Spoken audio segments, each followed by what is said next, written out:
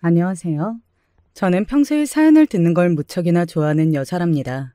맨날 듣기만 하다가 오늘은 이렇게 직접 신청을 하게 되었네요. 다름이 아니라 저는 바로 가족에 얽힌 이야기를 풀어보고 싶어서 사연을 쓰게 된 것이랍니다. 특히 결혼 생활 대목이 꽤 황당하고 기가 막힌 이야기가 될 수 있겠네요. 아, 그 이전에 제가 어렸을 적에 어떻게 살아왔는지 먼저 소개를 드리면 어떨까 싶은데요. 여느 평범한 집처럼 그렇게 살았던 저희 가족은 비록 형편이 빠듯하기는 해도 화목한 모습이었습니다. 그러던 어느 날 아버지가 일을 하시다가 크게 다치셨는데요. 그때까지만 해도 설마 돌아가실 거라고는 전혀 생각을 못했습니다.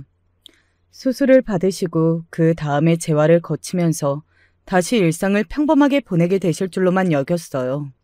하지만 병원 측의 황당한 판단으로 인해 아버지는 잘못된 수술을 받고 마셨습니다. 그 이후 재차 수술을 받으셨지만 이미 아버지의 컨디션은 곤두박질 치기 시작한 상태였어요.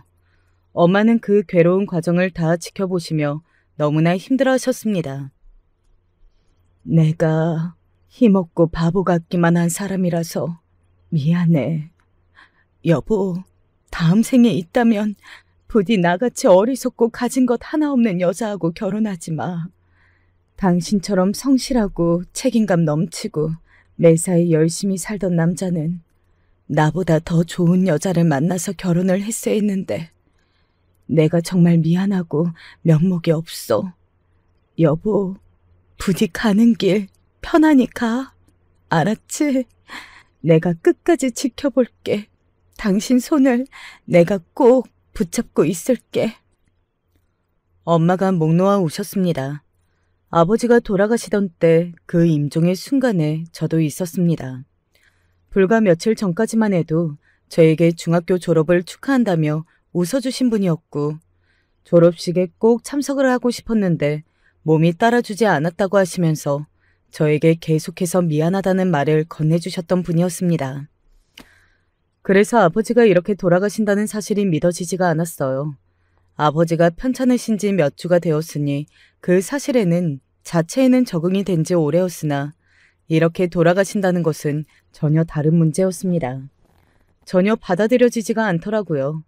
아버지의 손을 꼭 붙잡고 흐느끼며 말씀을 이어가시는 엄마의 모습이 마치 꿈처럼 느꼈습니다. 현실 같지가 않았어요.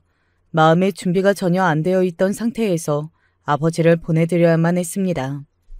한 가정을 박살내버린 병원 측은 그 어떤 유의미한 보상도 해주지 않았습니다. 힘없고 바보 같은 저희 같은 사람들은 병원이라는 거대한 권력을 상대할 배짱도 능력도 아무것도 없었습니다. 무력해서 비참하더라고요. 그런 상태에서 시작한 고등학교 생활을 제가 잘 적응할 수 있을 리가 없었죠. 중학교 때는 제법 활발한 게 저의 모습이었는데 불과 몇 달 만에 완전히 딴판이 되어 있었어요. 이따위 더럽고 불공평하고 치사한 세상을 살아봤자 뭐 하겠나 싶은 생각도 들었으며 대학을 잘 가봤자 그게 무슨 의미가 있겠나 싶은 생각도 따라 붙었어요. 우리나라에서 대학을 제일 잘 간다고 하는 경우가 의대였는데 기껏 그렇게 대학을 잘 가서 죽도록 노력해서 의사가 되면 뭘 하나요? 그런 비양심적인 행위로 한 가정을 망쳐놓는 게 의사인 것을요. 냉소적인 생각만 하게 된 저는 교우 관계가 좋지 못해졌고 그래서 1학년을 통으로 날리고 외롭게 지냈습니다. 1년 정도가 지나니까 정신이 좀 차려지더라고요. 아버지의 기일을 보내고 나니까 그제서야 영원한 이별이 가슴속으로 납득이 되고 인정이 되는 느낌이었던 것 같아요. 너무나도 괴로워하시던 엄마 역시 아버지의 기일을 기점으로 다시 정신을 차리고 앞만 보여 나아가기로 그렇게 결단을 내리시는 모습이었습니다. 다시 힘을 내서 그렇게 학교 생활에 임하려고 했는데 뜻대로 상황이 따라와 주지는 않더라고요. 1학년 때 같은 반이었던 친구 몇 명이 2학년 때도 같은 반이 되었는데 다른 애들한테 제 이야기를 이렇게 해놓았더라고요. 얘들아, 김지연 쟤는 혼자 있는 걸 좋아하니까 다들 실수로 말을 걸지 않도록 주의해. 김영은 취미가 사색을 즐기는 거야. 보기에는 우울해 보여도 쟤는 원래 저러는 애니까 그러려니 여기고 넘기면 돼. 저에 대해서 그런 이야기를 듣고 난 뒤에도 저랑 친해지고 싶어하는 사람은 아무도 없었습니다. 자발적으로 혼자 지내는 걸 즐겨하는 아이라고 소문만 더 무성해져서 그런 저를 비웃고 조롱하는 경우만 늘어났죠. 제가 어쩌다가 친구들이 주고받는 재미있는 농담이 들려와서 웃음이라도 지을 때는 핀잔이 날아오기도 했습니다. 야, 김지연, 너 왜 웃어? 어? 나는 그냥 이야기가 웃겨서 웃음이 나온 건데 미안해. 엿들을 생각은 아니었어. 우리들의 목소리가 컸으니까 들렸을 수도 있지. 그런데 너는 웃으면 안 되는 거 아니야? 너 원래 웃는 모습을 보기 힘든 애잖아. 그리고 너는 웃는 게 안 어울려. 웃지 마. 어느새 저는 함부로 웃어서도 안 되는 사람이 되어 있었어요. 제가 즐거운 표정을 짓고 웃고 활발하게 굴고 이런 걸 다른 애들이 싫어했습니다. 그때 당시에는 미숙한 시기를 지나고 있었기에 정확히 그 현상을 정의 내리지 못했으나 나이를 먹고 나서 그런 상황들을 돌아보니까 그건 다른 애들이 저에게 나대지 마라 이렇게 딱 경고를 하고 선을 긋는 행위였습니다. 얌전히 구석에나 처박혀 있고 감히 까불 생각은 추호도 하지 말라는 것이었죠. 제가 친구들과 어울려 놀고 싶어 하는 걸 분명히 걔네도 눈치를 챘을 건데요. 의도적으로 저를 외면하면서 억눌렀던 그 애들이 정말 못되어 처먹은 것들이었습니다. 3학년으로 올라가서는 다들 대학 입시를 염두에 두고 지내느라 분위기 자체가 확 달라졌어요. 그때부터는 어영부영 학교 생활을 간신히 했었죠. 제가 모두에게 배척을 당하지 않는 것만으로도 다행이고 고마웠던 것 같아요. 혹시나 목소리를 크게 내기라도 하면 눈총이 날아들고 타박을 듣게 될까봐 항상 다른 친구들의 눈치를 살피기 바빴던 기억이 납니다. 학창시절에는 학교가 전부나 다름이 없으니까 아무래도 그럴 수밖에 없었네요. 저는 전문대학교에 진학을 했어요. 2년제 학교였고요. 취업 연계가 꽤 괜찮은 곳이라는 평가가 있었습니다. 학비도 많이 들지 않았기 때문에 그 부분이 괜찮게 느껴지기도 했었고요. 학교를 다니면서 곧장 아르바이트부터 시작을 했어요. 제 생활비는 제 스스로 이제 해결을 해야 한다고 그렇게 여겼습니다. 엄마에게 더 이상 의지를 하면 안 될 것만 같았어요. 식당의 주방 일부터 건물의 청소일까지 엄마는 안 해보시는 일이 없었죠. 아버지가 돌아가시고 나서 빚이 일부 남아 있었거든요. 아버지는 일을 하시던 도중에 다친 것이었으나 그 회사에서는 갖가지 규정을 들이밀면서 소액 보상을 해줄 수밖에 없다고 하였습니다. 생활비를 벌고 집에 있던 빚까지 갚으시려면 엄마는 쉬실 수가 없었던 거예요. 애석하게도 손을 벌릴 만한 친척은 딱히 없었습니다. 전부 형편이 좋지 않았죠. 물론 그럼에도 불구하고 어떻게든 저희 집을 도우려 했다면 십시일반 뜻을 모아서 친척들이 도움의 손길을 내밀어 줄 수 있었을 겁니다. 그러나 아무도 그렇게 하지 않았어요. 그 사실이 서글펐으나 그렇다고 해서 섣불리 원망을 할 수도 없는 문제였으니 이런 게 바로 살면서 마주하는 인간관계 속의 고충이 아닐까 싶습니다. 엄마와 저는 서로를 이해하는 이해자였고 서로가 있기에 의지를 할 수 있는 모녀지간이었어요. 아버지가 돌아가신 아픔을 함께 공유하는 존재가 있다는 것만으로도 위안이 될 때도 있었고요. 짧은 대학 재학 기간은 금방 지나갔고 정신없이 바쁜 대학 생활을 하며 공부도 하고 아르바이트로 돈도 벌었던 저는 어느새 예전에 제법 활기찼던 성격으로 돌아와 있었어요. 그래, 내가 아버지가 갑자기 그렇게 돌아가시고 나서 너무 힘들어서 방황을 할 때도 있었지만 이제 그건 다 지나간 과거인 거야. 더욱 기운을 내면서 앞으로 열심히 살면 되는 거야. 내 인생은 지금부터야. 그런 저의 긍정적인 변화는 취업 준비를 하는 것에 있어서도 큰 도움이 되었죠. 22살의 늦봄에 어느 중소기업으로 들어갔습니다.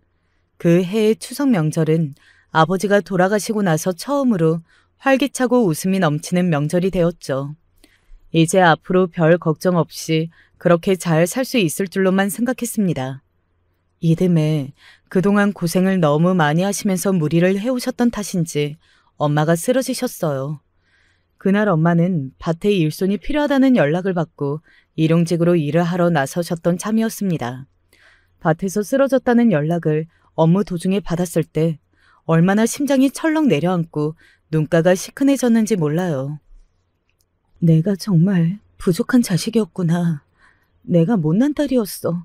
진작에 엄마를 더 살펴드렸어야 했던 건데 엄마가 괜찮다고 하시는 소리만 멍청하게 믿어버렸다니.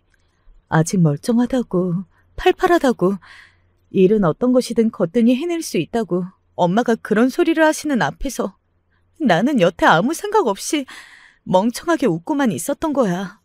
내가 잘못한 거야. 깊은 후회와 반성이 들었습니다. 병원의 응급실에서 마주한 엄마는 너무나도 속상하다는 얼굴을 하고 계셨습니다.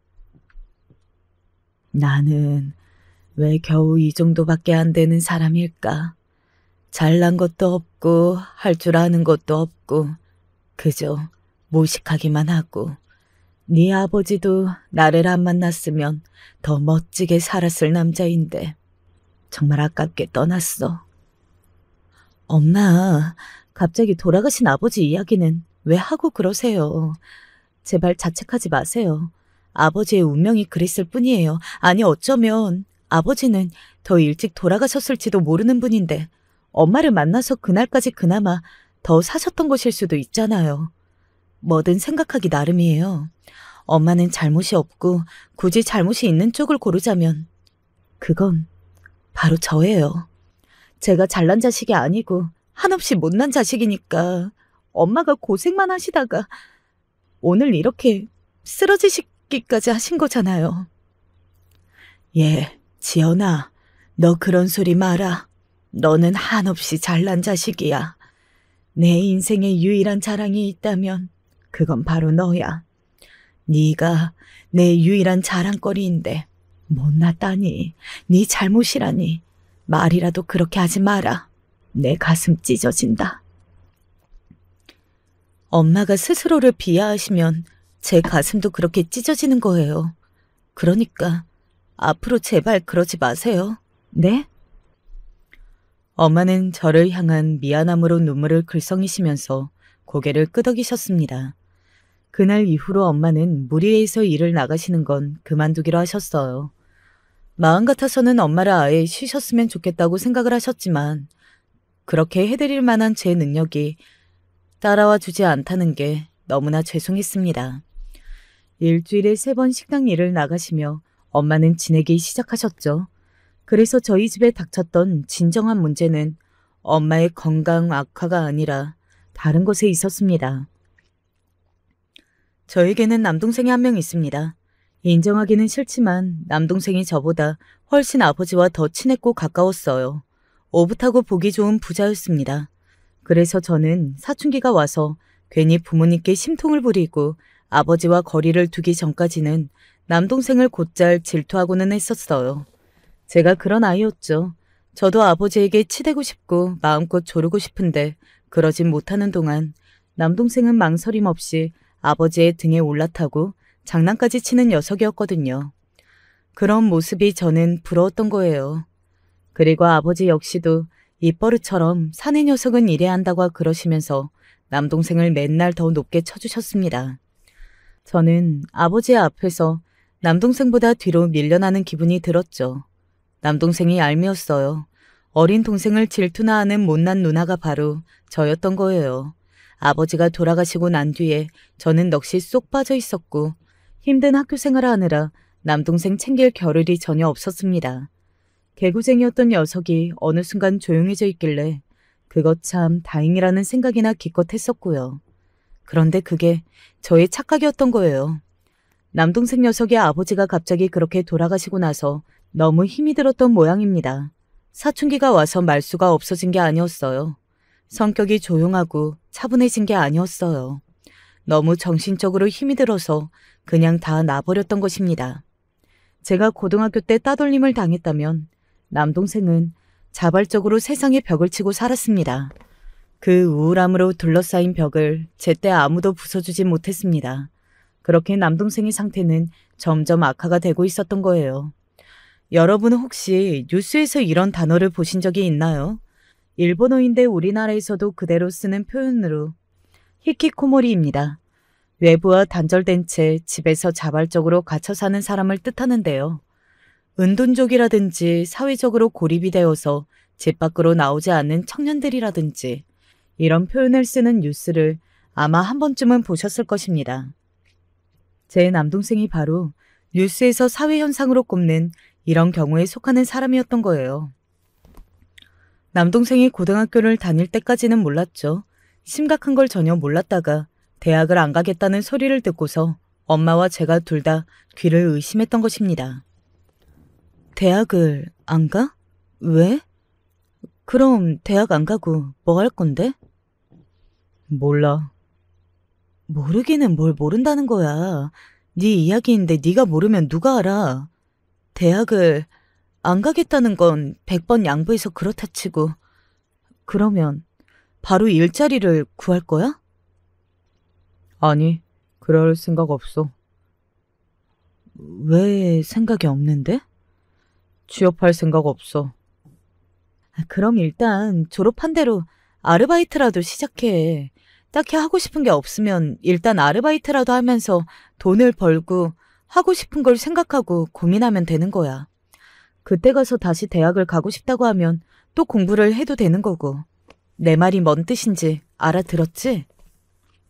솔직히 머리 끝까지 화가 났었으나 남동생이 힘이라고는 하나도 없는 기색을 하고서는 축 늘어져 있으니까 차마 그 앞에서 험한 소리가 안 나가더라고요. 아버지가 돌아가시고 나서 제가 남동생을 전혀 챙기지 못했던 게 사실이기도 하니까 속으로 미안하다는 생각도 들고 있었고요. 그래서 남동생을 뒤에서 응원해주고 밀어주고 그렇게 해줄 마음이 강하게 있었습니다. 그 정도의 누나 노릇은 거뜬히 해낼 수 있다고 생각을 했었고요. 아니 그런데 이 녀석의 아르바이트를 비롯해서 그 어떤 것도 할 생각이 없었지 뭔가요? 사람이 일을 안 하고 그럼 어떻게 살겠다는 것인지 저는 도무지 남동생을 이해할 수 없었습니다. 처음 1년은 어디 하고 싶은 대로 실컷 해보라는 차원에서 그냥 뒀습니다. 인생에서 다시 돌아오지 않을 20대 젊은 청춘인데 아무것도 안 하고 집에만 틀어박혀 있는 것만큼 바보 같고 멍청한 건 없을 거라고 저는 그렇게 생각했습니다. 집이 대궐같이 넓은 집이라면 또 모를까. 집도 아담하게 이럴 데 없었거든요. 그런데 이 아담한 집에서도 좁은 방에 햇볕도 잘 들어오지 않게 커튼까지 나까지 그렇게 쳐놓고서 남동생이 지냈습니다. 만화책을 보거나 컴퓨터를 하는 게 전부였어요. 1년을 그렇게 허비하면 정신을 좀 차릴 줄 알았는데 아니었습니다. 네 친구들은 전부 대학교에 가서 캠퍼스의 낭만을 즐기고 있는데 너는 그러고 싶어? 도대체 그렇게 사는 이유가 뭐고 목적이 뭔데? 나는 진짜 네가 왜 이러는지 모르겠다. 그냥 나를 좀 내버려 두면 안 돼? 내가 바라는 건 그것 말고는 없어. 그래? 그거야말로 내가 지금 가장 원하는 것 중에 하나야. 너를 그냥 내버려 두는 거. 근데 너 돈 없잖아. 밥은 네 손으로 차려 먹을 줄 알기나 하니? 할 줄 아는 게 없고 하고 싶은 것도 없는 너인데 혼자서 뭘 어쩔 거야. 엄마가 내가 너한테 없으면 네가 이따위 정신병자 같은 생활을 계속 이어갈 수 있을 것 같아? 아니야. 너는 그것마저도 혼자서는 해낼 수 없어. 누군가가 밖에 나가서 돈을 벌어오고 집안 일을 하고 밥을 차려주니까 네가 이따위 정신 상태로 살 수 있는 거야. 알아? 제발 주제 파악이나 하고 주둥이를 놀려. 제가 그쯤에 직장에서 너무 힘든 일이 있었어요. 겨우 이런 돈을 받으면서 이런 취급을 당하는 곳을 계속 다녀야 하나? 이런 자괴감이 마구마구 들었어요. 그런데 엄마는 일을 하시다가 손목을 잘못 쓰셨는지 손목이 너무 시큰거리고 통증이 밀려와서 밤에 잠도 설친다고 했습니다. 꾹 참고 내색을 안 하시다가 제가 캐물으니까 그제서야 말씀을 해주셨던 것이고요. 얼른 더 나빠지기 전에 정형외과에 가라고 그랬죠. 그러자 엄마는 또 돈 들고 시간 들게 생겼다면서 한숨을 쉬셨습니다. 자책을 하시는 듯 보였어요. 그러고 있었는데 남동생이라는 놈이 방구석에서 아무것도 하지 않고 배나 벅벅 긁으면서 컴퓨터 앞에 앉아있고 그게 아니면 이불을 뒤집어 쓰고 종일 자빠져 누워있으니까 제가 속에서 열불이 안 끓어오를 수가 없었죠. 너무 화가 나서 이제는 못 참겠다 싶어서 남동생한테 쏘아 붙였어요. 남동생은 제 촌철살인 앞에서 말문이 막혔는지 고집스레 입을 꾹 다물 뿐 대꾸를 못하더군요. 자기도 양심이 있고 생각이 있으면 반박할 거리가 없었겠죠. 그런데 갑자기 엄마가 다가오셔서 제 팔을 잡아 끄셨습니다. 지연아, 너 네 동생한테 왜 그래? 말을 왜 그렇게 심하게 내뱉어? 네 동생이 받을 상처는 생각 안 해? 엄마, 제발 이러지 마세요. 엄마가 중간에서 자꾸 이렇게 구시니까 저 녀석이 누울 자리를 보고 다리를 뻗는 거잖아요. 막말로 먹을 거 하나 없고 잘 공간이 없으면 저 녀석이 계속 저러고 지냈을까요? 믿는 구석이 있으니까 저러는 거예요. 너는 바쁘게 직장을 다니느라 잘 모르는 거야. 제가 뭘요? 도대체 뭘 모르는데요? 네 동생 좀 불쌍히 여겨라. 응? 불쌍한 애야. 네가 그렇게 혼내고 다그치면 안 돼. 남동생이 저를 화가 나게 만들었다면 엄마는 저를 환장하게 만들었습니다. 마음 같아서는 남동생에게 돈 1원 한 장도 안 가게 하고 싶었어요. 그래야 사람답게 살 것 같았으니까요. 하지만 엄마의 생각은 달랐습니다. 아버지가 돌아가시고 나서 남동생이 그 지경으로 힘들어하면서 우울해하느라 땅을 파고 들어갔다는 걸 너무 뒤늦게 알아차려서 엄마는 그게 미안해서 어쩔 줄 몰라 하셨어요. 진작에 남동생의 아픔을 알아줬다면 그때 보듬어주면서 같이 앞으로 나아갔을 텐데 그러지 못했고 남동생 혼자서 방치가 되느라 상태가 이 지경까지 온 것이라고 엄마는 그렇게 보셨습니다.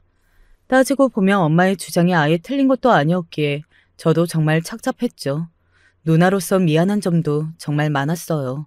하지만 그게 하루 이틀이고 한두 번이어야지 매번 이러니까 저도 사람인지라 지쳐갔습니다. 남동생 때문에 제가 저절로 성질이 더러워지는 것만 같았습니다. 속에 화가 쌓여갔으니까요. 즐거운 일이 생겨도 집구석에 처박혀 있는 남동생이 떠오르면 입가에 웃음이 사라졌고 엄청 맛있는 음식을 먹어서 좋은 순간에도 남동생의 밥을 차려주면서 한숨을 내쉬는 엄마의 얼굴이 떠오르는 순간에 그 맛있는 음식이 속에서 얹히는 느낌이 들었습니다. 잘나게 살아오지는 못했어도 열심히 제가 부릴 수 있는 성실함을 다 부려가면서 그렇게 살아왔건만 남동생이라는 걸림돌이 생긴 것이 억울하기도 하였네요. 그런 남동생을 내치지 못하시는 엄마 때문에 속상한 건 말로 다 표현할 수 없었고요. 그런데 사람이 정말 무서운 게 뭔지 아시나요? 익숙해진다는 거예요.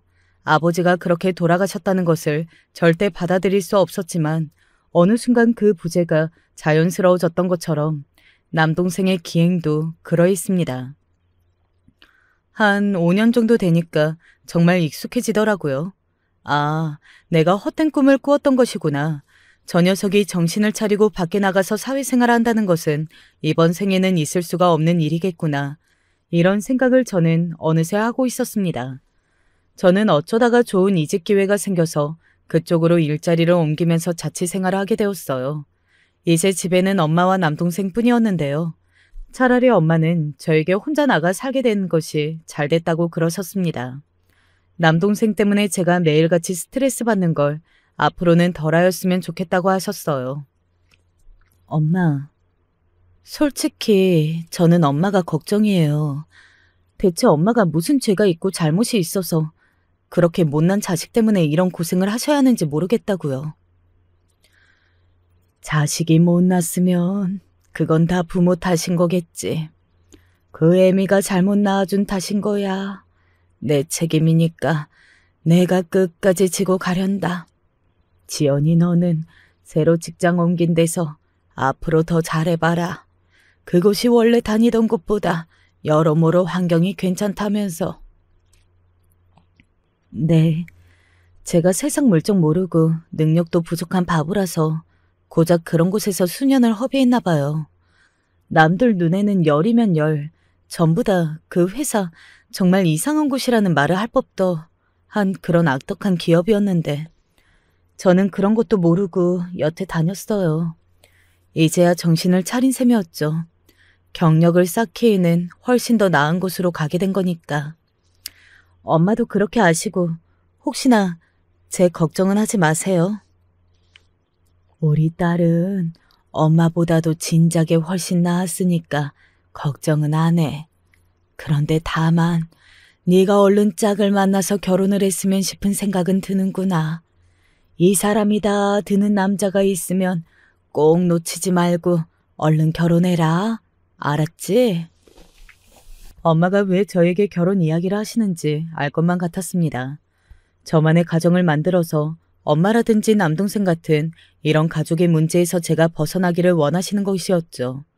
굳이 그런 말씀을 안 하셨음에도 저는 그게 느껴졌어요.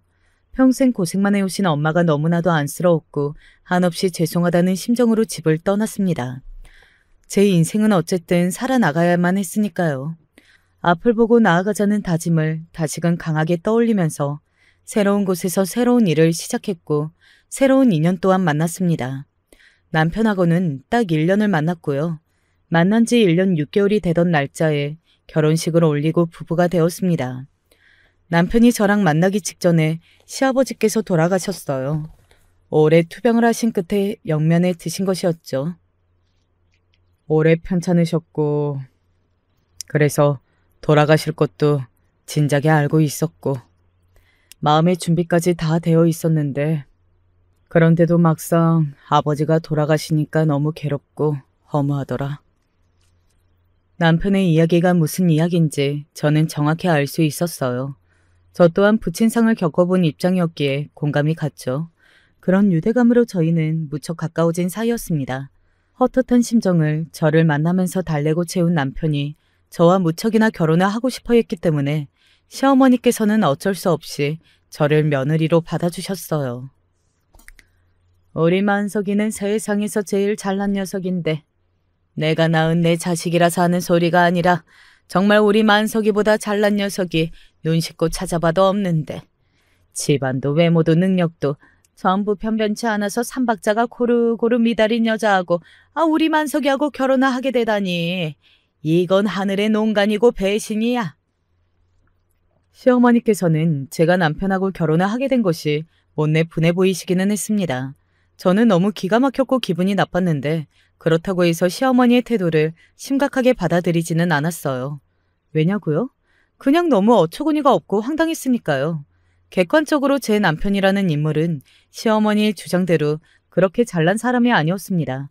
외모는 그냥 저냥 보통으로 생겼고요. 키는 여자인 저보다 한 뼘 정도 더 컸어요. 어디 가서 키로 뽐낼 일이 없었다는 의미입니다. 살집은 보통이었고요.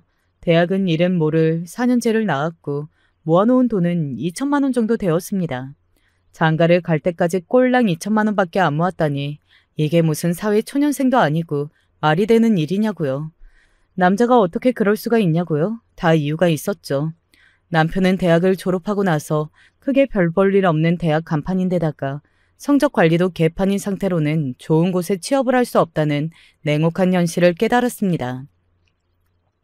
그래서 뭘 했냐면 공부를 했어요. 취업을 위해서 자격증 공부를 했냐고요? 아니죠. 고시 공부를 하였습니다. 시어머니께서 남편에게 고시 공부를 시작해보라고 강력히 권했던 것이 주된 이유였어요. 그렇게 4년 정도가 날아갔습니다. 결과는 실패였죠. 남편은 그냥 4년이라는 시간만 날려먹은 사람이 되고 말았어요. 시아버지께서 중병을 앓고 계신다는 것이 드러났던 시점이 그때였고요.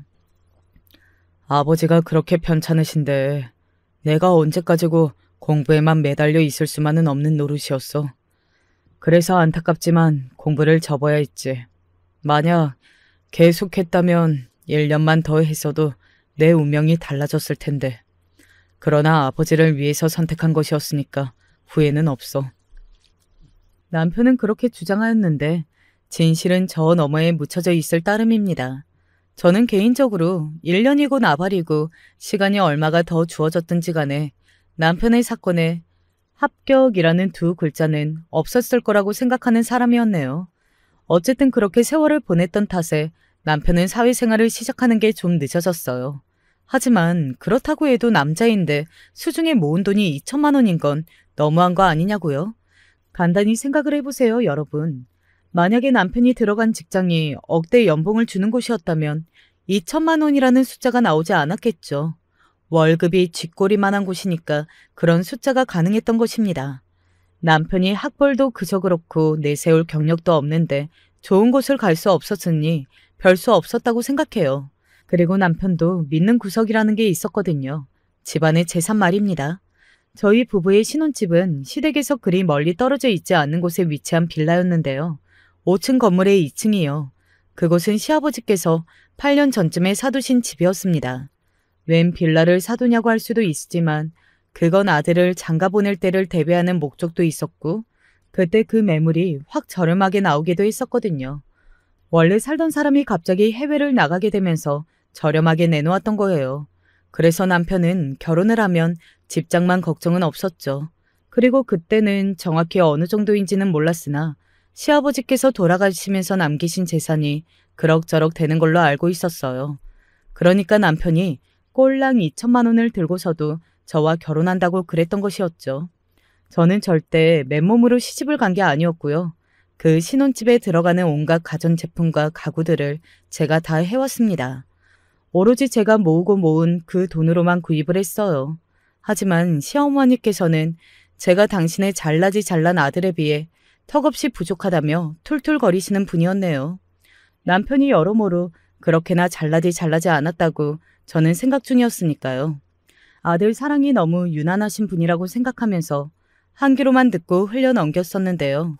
결혼 생활을 하다 보면 자연스럽게 함께하는 시간이 쌓여가니까 그런 것쯤은 해결될 것이라고 여기기도 했었어요. 그러나 시댁이 근거리에 있다 보니까 자꾸만 시어머니와 원하든 원하지 않든 부딪히게 되어 있다는 사실을 제가 간과했던 것이었죠. 저를 당신의 아들보다 부족하다고 후려치시는 것까지는 상관이 없는데 저희 엄마까지 그렇게 보시는 건 제가 참을 수가 없었습니다. 그냥 설렁설렁 일이나 좀 다니신다고 하길래 나는 그런가 보다 했었지. 식당 일을 나가시는 줄은 꿈에도 몰랐지. 세상에 식당 일을 하신다니. 그것도 꽤 오래되셨다니. 아이고 그거 내 팔자야. 어쩌다 그런 별 볼 일 없는 사돈이 생겼을까. 속으로는 그런 생각이 드실 수도 있겠죠. 하지만 제가 있는 앞에서 굳이 그런 생각을 입 밖으로 내셨어야 했을까요? 너무 짜증이 나서 저도 모르게 시어머니를 확 쳐다보고 말았습니다. 제가 피곤한 퇴근길에 굳이 시댁에 들러서 안 받고 싶은 반찬을 억지로 받던 와중이었죠. 짜증 어린 제 시선을 받으신 시어머니께서는 피식 웃으시며 이런 큰 소리로 혼잣말을 이어가셨어요. 바깥 사돈도 안 계시고 당체 이게 뭐냐? 그래서 제가 이렇게 응수해드렸죠. 아, 우리 엄마 저녁은 드셨을지 모르겠네.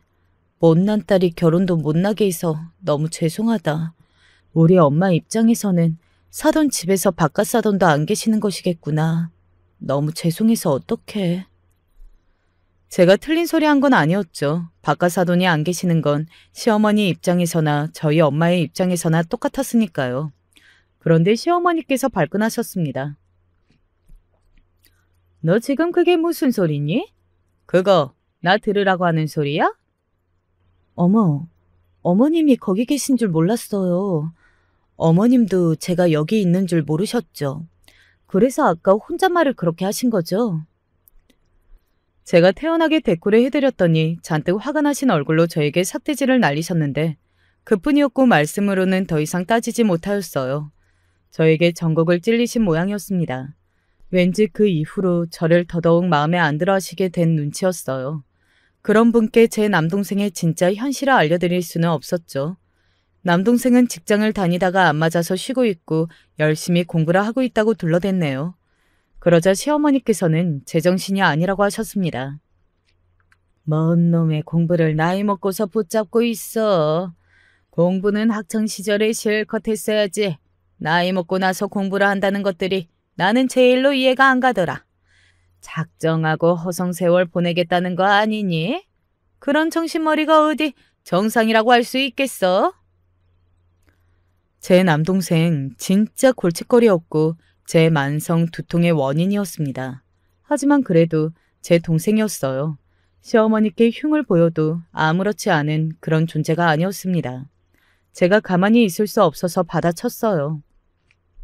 근데 어머님 아들도 공부하겠답시고 나섰다가 4년이나 까먹었잖아요. 그러자 시어머니의 목이 빨개지기 시작했습니다. 크게 한 소리 들을 것 같아서 제가 얼른 그 자리를 피했었죠. 이런 고부관계가 당최 어떻게 흘러갈지 저로서는 한숨만 나오는 일이었습니다. 제가 짝을 만나서 결혼을 잘했다고 엄마는 무척 좋아하셨어요.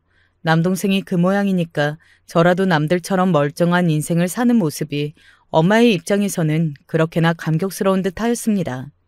그러니 엄마에게는 제가 결혼 생활의 애로사항을 참아 있는 그대로 전할 수 없어서 잘 먹고 잘 사는 척만 했었네요.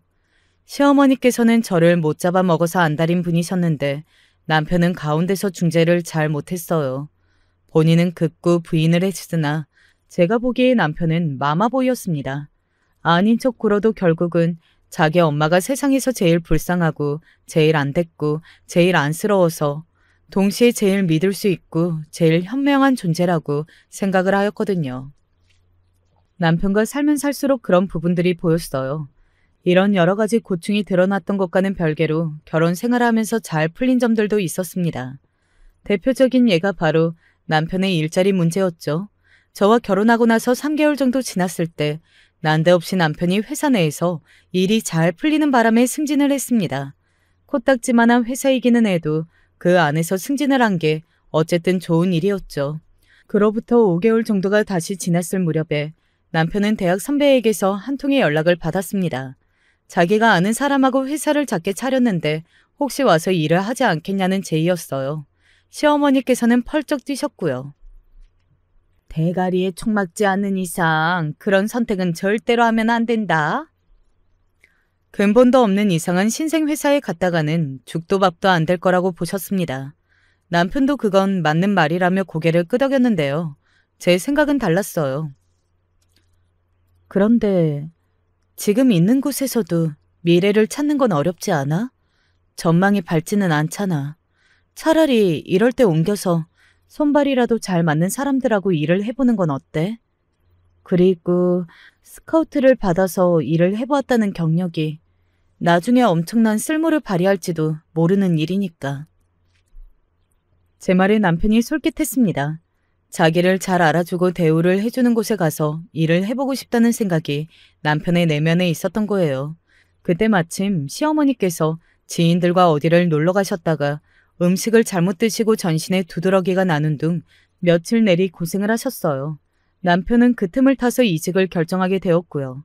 저 때문에 당신의 아들이 이제 쫄딱 망하게 생겼다면서 시어머니께서는 저에게 원망을 쏟아내셨죠. 아주 대단한 곳을 다니고 있었다면 모를까.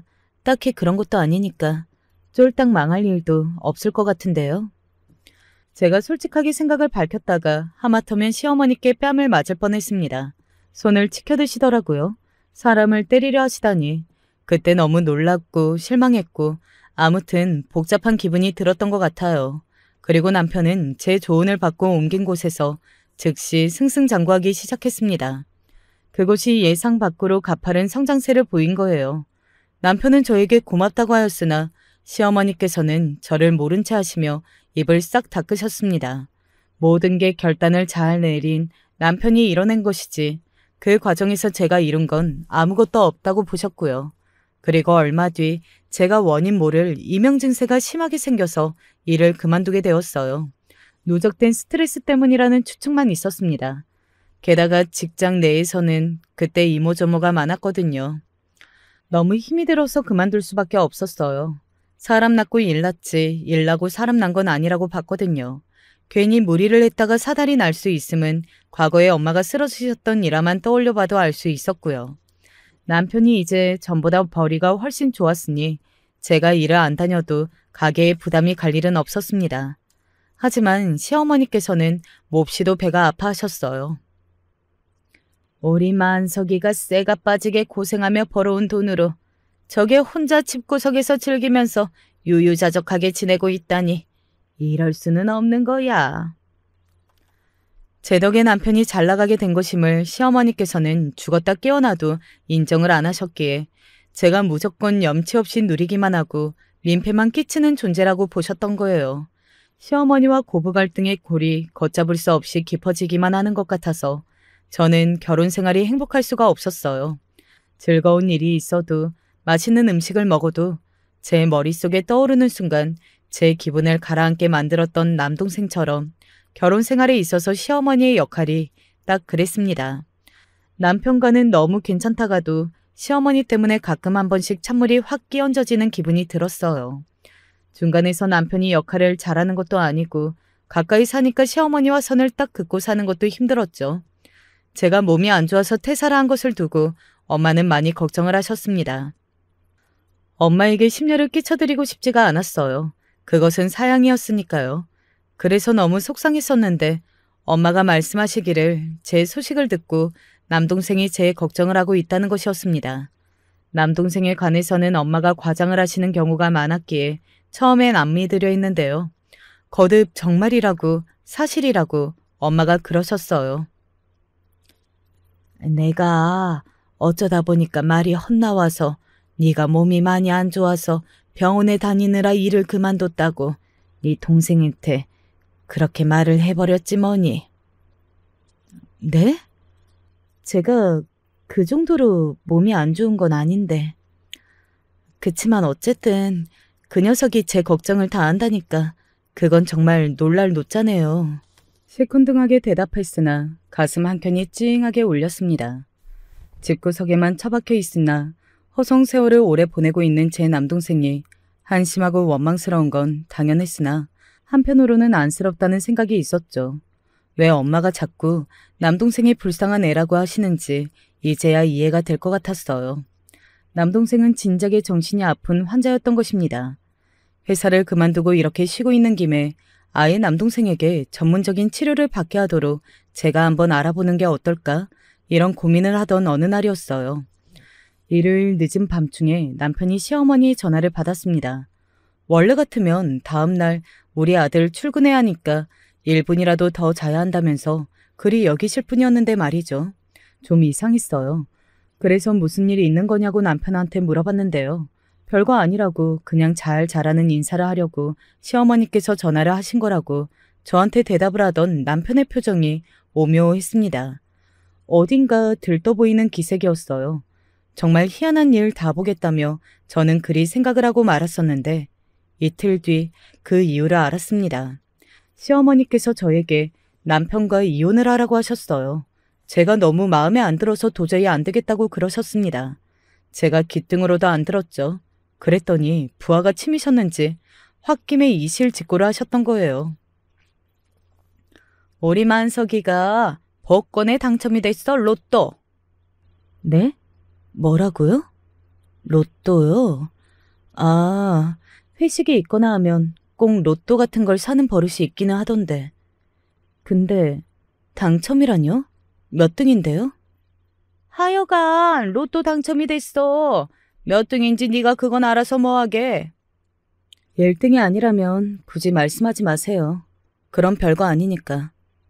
저는 일부러 대수롭지 않게 굴었습니다. 유도해 내기 위한 연기였죠. 그러자 시어머니께서 걸려드셨어요. 1등 맞거든.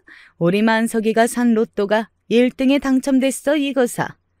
그런데 너 같은 걸 계속 끼고 살아야겠니? 내가 처음부터 너는 마음에 안 들었어.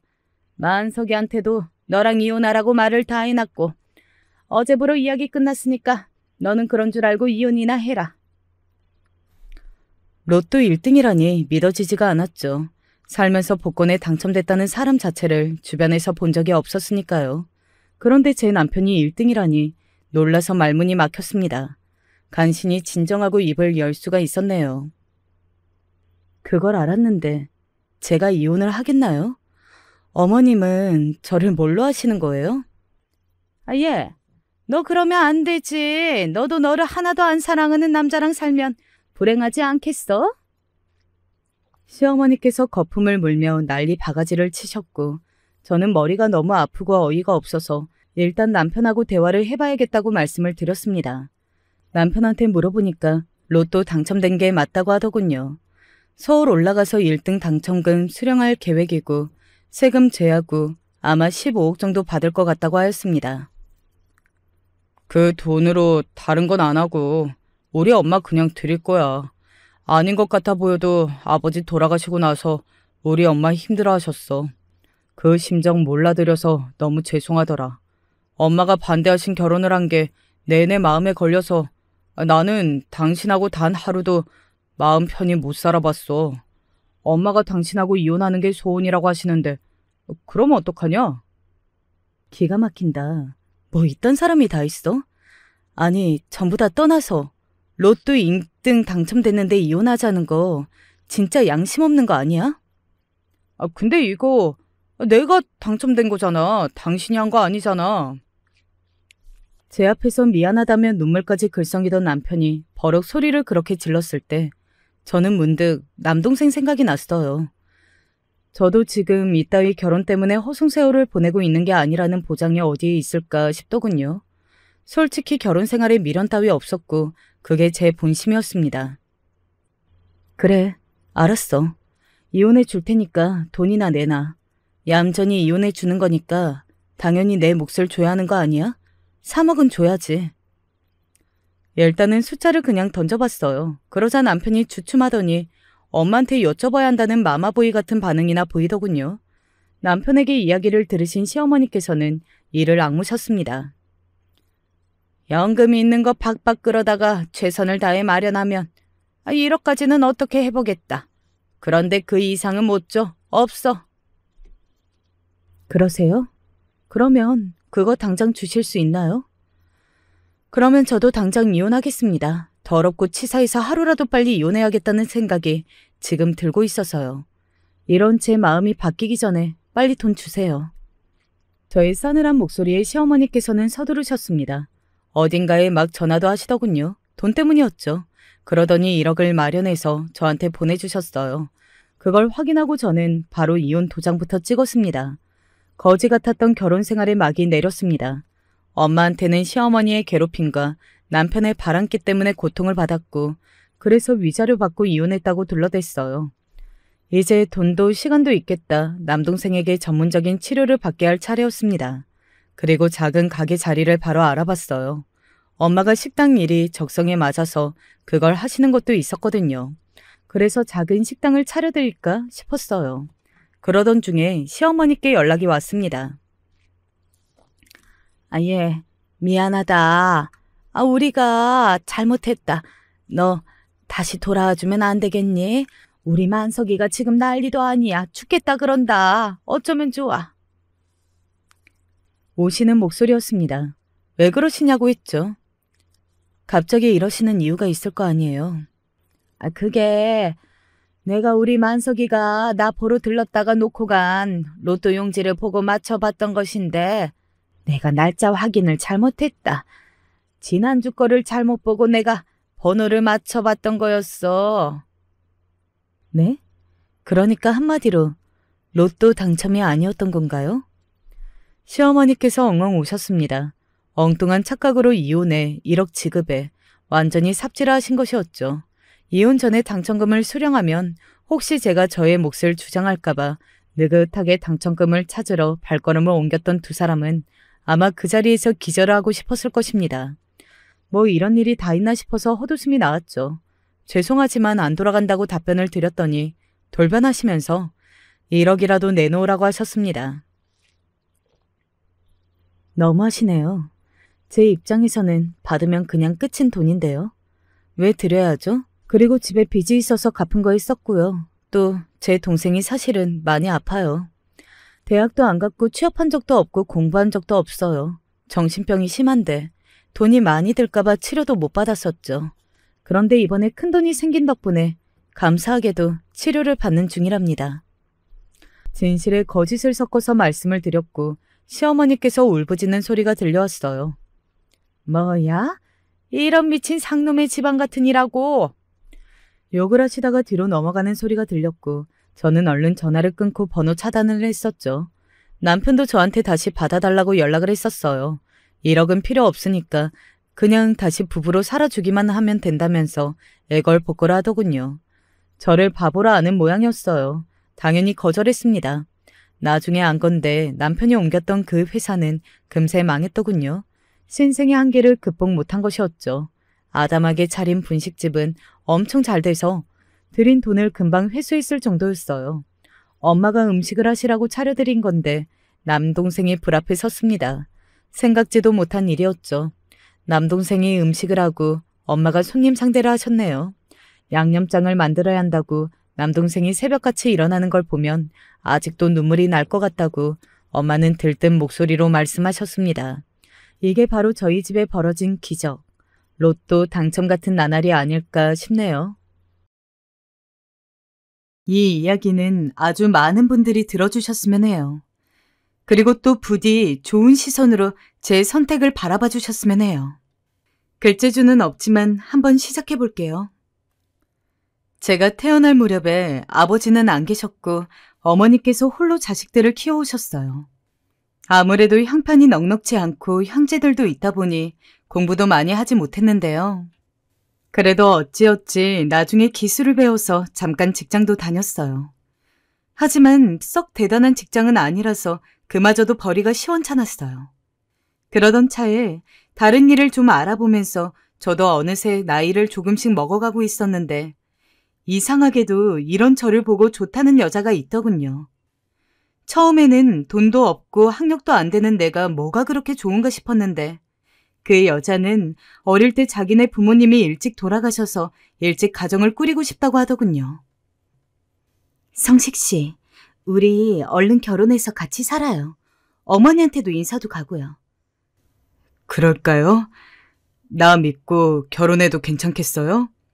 그럼요. 성식 씨, 나는 아무래도 다 좋아요. 성식 씨면 함께 미래를 꾸려나갈 수 있을 것 같아요. 우리 한번 잘 살아봐요. 여자 쪽에서 너무 적극적이기도 했고 우리 집 식구들은 딱히 능력도 없는 막내 아들이지만 이대로 뒀다가는 정말 장가를 안 갈까봐 걱정했던 것 같아요. 그런 타이밍이 잘 맞물려서 형제들이 조금씩 돈을 보태주기도 해서 둘이 겨우 작은 방을 하나 얻어 살게 되었어요. 이후 1년여의 시간이 지나 아내는 임신을 하게 되었고 남자아이 하나를 낳게 되었어요. 아버지에 대한 기억이 전혀 없는 내가 아버지가 된다니. 아들이 태어나던 날의 감상은 정말 벅차오르다 못해 어디다 표현할 길이 없더군요. 고마워 여보. 너무 고생 많았어. 안간힘을 쓰며 고생해준 아내도 고맙고 핏덩이로 나와서 앵앵거리며 눈도 제대로 뜨지 못하는 그 생명체를 보니 가슴 저 밑에서부터 뭔가가 끓어오르는 게 느껴졌어요. 정말 그간 별 관심이 없고 제대로 돌아보지 않았던 내 인생이지만 이제는 정말 장난이 아니다. 앞으로는 더 칼을 갈며 살아야 한다는 생각을 하게 되었어요. 그러면서 제대로 된 직업도 있어야 할 것 같아서 근처 알고 있던 사장님을 통해 일자리를 소개받기도 하고 작은 회사에서 관리하는 업무를 보기도 했어요. 사장님은 뭐든 성실하게 하는 저를 마음에 들어 하셨어요. 성식 씨, 열심히 해줘서 고마워. 덕분에 회사에 요즘 활기가 도네. 더 열심히 해야죠. 감사합니다. 아, 성식 씨 아들이 지금 몇 살이야? 이제 2살이에요. 아유, 그래서 열심히 일하는구만. 한참 클 때이네. 제가 열심히 일하는 건 오로지 가정 때문이었죠. 저만 보고 있는 아내와 아들을 위해서는 못할 게 없었어요. 그래서 나름 제 수준에서는 생활비를 당신 모자라지 않게 아내에게 주었다고 생각해요. 아내도 늘 고마워하면서 받았고 돈을 갖다 줄 때마다 맛있는 찌개와 돼지고기를 잔뜩 삶아서 항상 든든하게 차려주었거든요. 그런데 어느 날 너무도 충격적인 일이 벌어졌습니다. 인생이란 놈이 원래 그런 건지 제 인생만 이런 건지 갑자기 아내가 나와 아들 앞에서 사라져버렸거든요. 그냥 아들을 잘 부탁한다는 내용만 있었을 뿐 저에게 어떤 말도 없는 쪽지만 두고 말입니다. 사람이 너무 충격을 받으면 말도 안 나오고 그 상황에서 이 다음으로 어떻게 나아가야 할지 판단이 안 서나 봅니다. 주인집 아주머니 댁에 가서 이런저런 사정 설명을 하며 아무런 방법도 뭣도 없는 하소연을 했는데 그때 충격적인 이야기를 듣게 되었어요. 내가 자네한테 진즉에 말을 해줄 걸 그랬네. 난 또 괜히 부부 사이에 끼어드는 꼴이 될까봐 말을 아끼고 있었는데 말이야. 실은 말이야, 우주 엄마가 어느 날부터인가 몰래 외출하더라고. 아들을 나한테 맡기고. 그래서 어느 날은 따라가 봤는데 어린 남자랑 팔짱을 끼고 있더라니까. 너무 놀라서 금방 돌아와 버렸는데 그냥 아무 말 안 하고 입 다물고 있었지. 아유, 성식씨 어쩌면 좋아, 이 일을. 네, 아내는 그냥 나와 아들 앞에서 사라진 게 아니라 본인보다 더 몇 살 어린 동네 남자랑 바람이 났더군요. 그것도 저만 모르고 있었어요. 살기가 싫었습니다. 그런데 완전히 넋이나가 며칠을 술만 마시며 괴로워하고 있는데 당장 갓난쟁이 아들은 먹을 거 달라고 울어대니 답이 없더군요. 아무리 제가 이렇게 배신당하고 죽겠다는 심정이라고 해도 눈앞에 있는 생명을 그냥 놔두고 사치스럽게 슬퍼할 수도 없었습니다. 결국 정말 울며 겨자 먹기로 낮 시간에는 슈퍼 아주머니께 얼마 드리고 아들을 맡겨두고 그 전보다 더 험악하게 일을 해야만 했어요. 땀으로 범벅이 되어서 슈퍼 아주머니께 아들을 받아 안으면 아들 역시 고나고 땀에 절은 얼굴로 저를 바라보는데 얼마나 가슴이 아팠는지 모릅니다. 제 엄마가 있었으면 편히 안겨서 어디 산책이라도 다니고 엄마 품에서 실컷 놀았을 텐데 말이에요.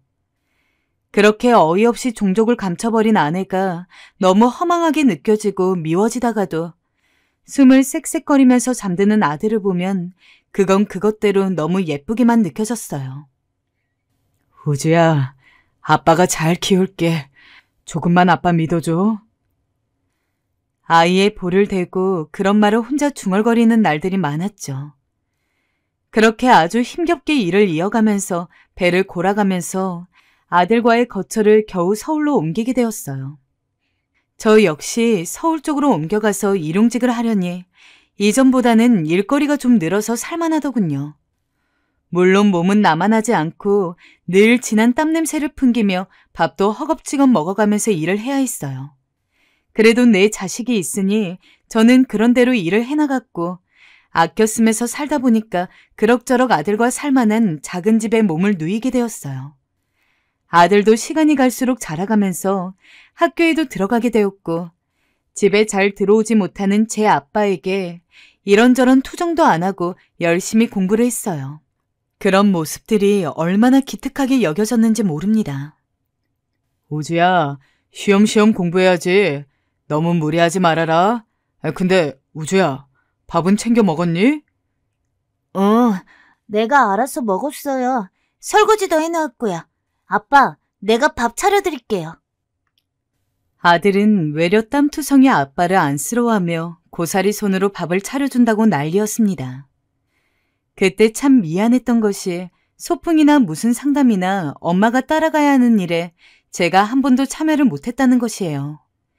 늘 땀에 찌들어 있고 돌아오는 길에 아들 먹거리를 잔뜩 사서 해롱해롱한 상태로 밥을 차려주고 반찬을 해줬고요. 학원이나 뭔가를 가고 공부를 하고 싶다 하면 돈을 대주는 정도밖에 해줄 수 없었어요. 그런데도 아들은 어린데도 때 한 번 안 쓰는 아들이었죠. 아들은 공부를 꽤 잘하는 편이라서 가끔 선생님한테 전화가 걸려오고 매번 좋은 이야기만 듣게 되었어요.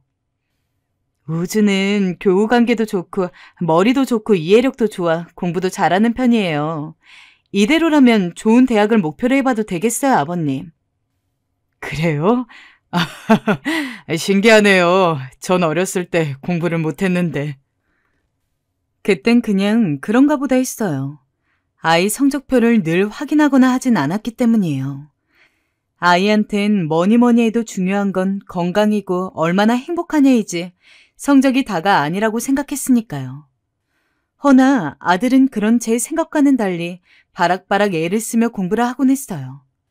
뭐 저렇게까지 하나 싶을 정도로 말이죠. 그러다 결국 내 아들이 일을 치더라고요. 바로 당당하게 의대에 합격해버리고 그 길로 의사의 길까지 큰 풍파를 겪지 않고 쭉쭉 이어서 가게 된 것이었어요. 우리 아들 정말 대견하구나. 아비가 딱히 해준 것도 없는데 뭐라 해야 할지 모르겠다, 아들. 아니에요, 아버지. 그간 학비 대주시고 도와주셔서 감사합니다. 고맙긴. 우리 기념으로 오늘 고기라도 먹으러 가자꾸나. 아들이 대학에 합격한 날 저는 아들을 데리고 고기를 먹으러 갔습니다. 마음으론 더 맛있는 걸 사주고 싶었지만 이거라도 아들 입에 넣어주며 제 마음을 표현하고 싶었죠. 잘 자라줘서 고마운, 한없이 고마운 그런 마음이요. 당시 저는 노가다를 하면서 일을 해오던 중 이제 몸이 슬슬 축나 일을 좀 쉬고 싶었으나 갑자기 아들 학비 생각도 나고 아직 아들이 장가를 안 갔으니 좀 더 해야 되겠더군요. 그래서 몸이 죽어나라 또 일을 하게 되었어요. 아이고, 나이도 있으면 고만 좀 하지. 그러다 몸 축나겠어. 우리 나이엔 몸도 사릴 줄 알아야 해. 네, 적당히 할게요. 가끔 가다가 밥을 먹으러 가는 식당 아줌마께서 제게 걱정 어린 얼굴로 이런 말을 하시곤 했지만 저는 조금이라도 몸이 성할 때 하루라도 일을 더해 돈을 더 벌고 싶은 마음뿐이었어요. 그게 내 아들한테 도움이 되는 길이니까요. 아들은 대학까지 무사히 잘 마쳤고 그중 몇 번은 장학금까지 받아 이 아비를 기쁘게 해주더군요. 아버지, 이번 학기는 돈 안 대주셔도 돼요. 하면서 소식을 전해오는데 이 녀석이 자기 아빠 고생 안 시키려고 열심히 공부했을 거 생각하니 눈물이 앞을 가리더라고요. 그렇게 제 아들이 의대를 졸업하니 주변에선 더할 나위 없이 절 부러워했어요. 우주 아빠는 좋겠어. 혼자 몸을 아들을 의대에 보내고 말이야. 대단해, 대단해. 둘이 키워도 못하는 일을 우주 아빠 혼자 해냈네 그려. 그러게 말입니다. 근데 저는 한 게 없어요. 우리 아들이 다 알아서 했죠. 솔직히 말하면 그런 칭찬도 듣기 싫지 않았어요. 어쨌건 자식 잘 키웠단 칭찬이니까요. 그러고 나니 이제는 아들이 장가만 가면 되겠다 싶더군요. 그럼 이제 저도 아들에 대해 더 걱정할 게 없을 것 같았어요. 그런데 어디 내놔도 빠지지 않을 아들이 30이 되어도 여자 얘기를 도통 꺼내질 않더군요. 의사 생활이 바쁜 건 알지만 그래도 아들이 하루하루 나이를 먹어가니 마음이 초조해지더군요. 우주야, 아버지에게 소개시켜주고 싶은 여자 없냐? 만나는 여자 없어? 없어요, 아버지. 그래. 제가 실망한 기색을 내비쳐도 아들은 그저 없다는 대답만 일관했어요. 아들은 심지어 결혼에 딱히 뜻이 없다며 지금 이 생활에 만족한다는 말을 하더군요. 그러니 더 걱정될 수밖에요. 이걸 체념해야 하나, 아들한테 다시 말을 해봐야 하나, 아니면 내가 선자리를 알아보아야 하나, 어찌해야 할지 망설였죠. 그러던 어느 날 아들이 의외의 이야기를 건넸습니다. 얘기를 듣자마자 너무 놀라 입이 떨어지질 않았어요. 아버지, 나도 슬슬 이제 결혼하고 싶은 생각이 있어요. 정말이니? 네, 아버지만 괜찮으면 멀지 않은 시일 내에 상견례 하고 싶어요. 괜찮으세요? 잠깐 숨을 가다듬은 다음 자세한 이야기를 물어봤어요. 아들은 꽤 갑작스럽게 결혼 얘기를 꺼냈어요. 나름 확신이 있던 건지 상대 쪽 아가씨와도 진지하게 말을 했다고 하고 저만 괜찮으면 멀지 않는 시일 내에 상견례를 하겠다는 것이었어요. 너무 갑작스럽게 일이 진행되는 것 같아서 당황스러웠지만 그래도 기다리던 소식이라 저는 아들을 얼싸안고 잘했다 했어요. 그래, 잘 생각했다. 얼른 자리 잡아야지. 내가 아가씨는 언제 볼 수 있는 거냐? 상견례 때 보면 되죠. 상견례 때 아버진 직접 얼굴도 보고 얘기도 한번 나눠보고 싶기도 한데 집으로 한번 데려오기는 좀 그런가? 네, 그건 좀 부담스러울 것 같아요. 그냥 상견례 때 얼굴 보는 게 좋겠어요. 그래, 알겠다. 뭐 어쩔 수 없지. 그럼 그리하자. 솔직히 아이를 혼자 키운 만큼 저는 한번 우주의 여자친구를 만나보고 싶었어요. 저한테 이제 며느리이기도 하고 사실 상견례 전에 인사하러 올 수 있잖아요. 근데 아들 말로는 며느리 쪽이 부담스러워한다 하더라고요. 그래서 어쩔 수 없이 아쉬움을 뒤로하고 상견례 날만 기다렸죠. 상견례 날을 앞두고 왜 그리 긴장이 되는지 나름의 준비를 해서 아들과 고급 식당 입구에서 만나기로 했는데 왜 제가 면접을 보는 마냥 그렇게 긴장을 했는지 모르겠습니다. 미용실에 가서 머리도 만지고 맨날 작업복만 걸쳤으니 근처 옷가게에 가서 옷도 위아래로 헤입었는데 이런 제 모습이 낯설기만 하더라고요. 그때 아들이 보였어요. 허나 이때 아들의 반응이 이날 저를 무척 속 시끄럽게 하더군요. 아버지, 옷이 너무한 거 아니에요? 머리는 또 그게 뭐고 다른 것도 아니고 상견례인데 이런 날은 신경을 써야지 뭐 하자는 거예요. 아니, 나는 그래도 신경 쓴다 했는데 많이 이상한 거냐? 그냥 들어가요. 이제 와서 어쩌겠어요. 전에 없이 날카롭게 탁탁 말을 던져대는 아들의 모습이 좀 낯설었어요. 당황해서 멀뚱멀뚱 보고 있는데 이미 상견례 약속 시간으로부터 여유가 없어 그대로 들어가게 되었어요. 상대 아가씨 쪽 사돈 어른들이란 뭘 잘 모르는 제가 봐도 뭔가 여유롭고 고급스러운 분위기가 있더군요. 과연 아들이 저한테 한 소리를 할 만도 했어요.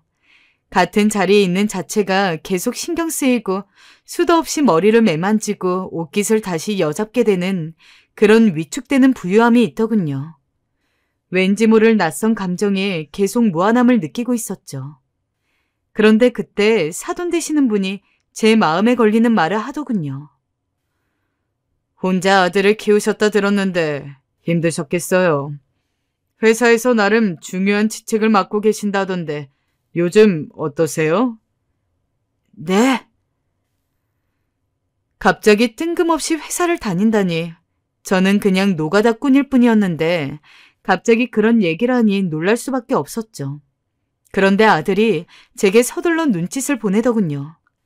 그제야 전 아들이 거짓말을 했다는 걸 눈치챘고 사돈 어른의 말에 어쩔 수 없이 장단을 맞출 수밖에 없었습니다. 네. 경기가 불황이라 힘들긴 한데 잘 버티고 있습니다. 어줍잖게 그리 장단을 맞추긴 했지만 찝찝함은 가시질 않았어요. 아들이 왜 굳이 내 직업을 숨긴 건지 꼭 그래야만 했는지 섭섭함을 감출 수가 없어 물을 계속해서 들이켜야 했어요. 상견례가 무사히 끝난 후에야 저는 아들을 붙잡고 물었습니다. 우주야, 왜 아버지 직업을 거짓말한 거냐? 말하기 창피했어? 그런데 바로 미안한 기색을 보일 줄 알았던 아들이 제 말을 듣자 그냥 한숨을 푹 쉬더니 이러더군요. 네, 아무래도 그렇잖아요. 격이 안 맞으니까요.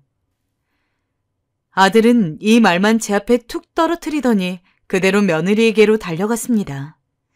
그 후 아들은 그날부터 좀 이상해진 건지 아니면 원래 혹은 훨씬 이전부터 우리의 대화가 많지 않던 날에 저런 모습이 만들어진 건지 헷갈리는 말을 하기 시작했어요.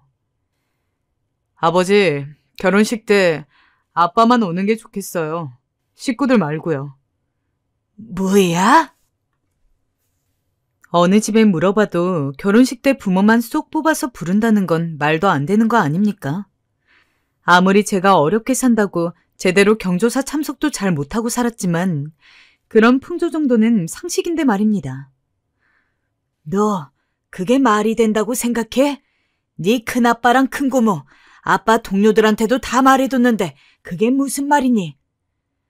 말하면서도 이 당연한 걸 이렇게 굳이 말해야 된다는 게 어이가 없더군요.